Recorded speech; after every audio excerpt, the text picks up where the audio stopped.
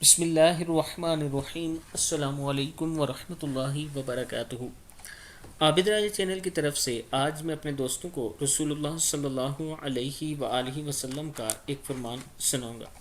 آپ دوستوں نے اس پر ضرور عمل کرنا ہے۔ اللہ رب العزت کس کے درجات بلند فرماتا ہے اور کس کے گناہ معاف فرما دیتا ہے۔ حضرت عبیدہ بن صامت رضی اللہ تعالیٰ عنہ فرماتے ہیں کہ رسول اللہ صلی اللہ علیہ وآلہ وسلم نے ارشاد فرمایا، جو بندہ اللہ تعالیٰ کو ایک بھی سجدہ کرتا ہے تو اللہ تعالیٰ اس کے بدلے میں اس کے لیے ایک نیکی لکھیں گے اور ایک گناہ معاف فرما دیں گے اور ایک درجہ بلند فرمائیں گے۔ اس لیے کثرت سے سجدہ کیا کرو یا کثرت سے سجدے کیا کرو۔ ابن ماجہ کی حدیث ہے۔